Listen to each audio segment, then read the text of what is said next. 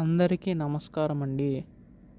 తెలంగాణ రాష్ట్ర వ్యాప్తంగా ఉన్న పెన్షన్దారులకు అయితే రాష్ట్ర ప్రభుత్వం శుభవార్త అయితే చెప్పిందనమాట. అయితే మనకి దీనికి సంబంధించి ఏంటంటే మనకి ఈ యొక్క ఆసరా పెన్షన్ కాస్త చేయూత పెన్షన్ కింద మార్చి వృద్ధుల వితంతులకి 4,000 రూపాయలు, దివ్యాంగులకి 6,000 రూపాయల చొప్పున అయితే అందించబోతుందండి. దీని వలన ఏంటంటే ప్రతి ఒక్క పెన్షన్దారునికి కూడా లబ్ధి చేకూరుతుందని చెప్పి రాష్ట్ర ప్రభుత్వం భావిస్తున్నట్లుగా తెలుస్తుంది. అయితే దీనికి సంబంధించి మనకి నిధులు ఎప్పుడు విడుదల చేస్తారు అన్న దానిపై చాలామందికి సందేశం అయితే ఉందన్నమాట. అయితే ఈ వీడియోలో మొత్తంగా తెలుసుకుందామండి, ఎప్పుడు విడుదల చేస్తారో ప్రతిదీ కూడాని.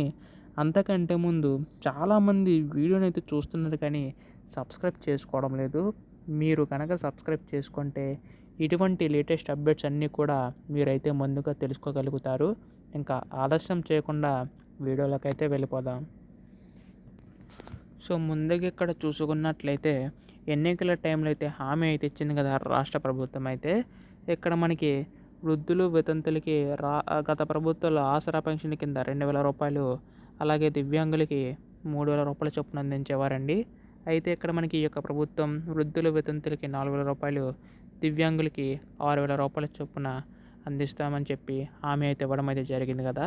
అయితే దీనికి సంబంధించి కూడా మనకి ఏంటంటే ఏటా 22,000 కోట్ల నిధులు అవసరమయ్యే అవకాశం ఉందని చెప్పి రాష్ట్ర ప్రభుత్వం అంచనా వేస్తున్నట్లుగా తెలుస్తుందండి.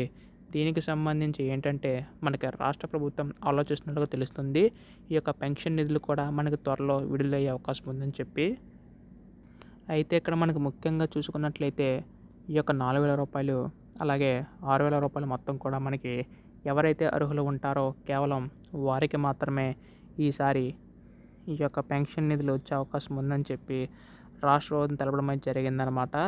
అయితే దీనికి సంబంధించిన నిధులు కూడా మనకి రేపు ఎల్లుండిలోకి విడుదల చేసే అవకాశం ఉందండి.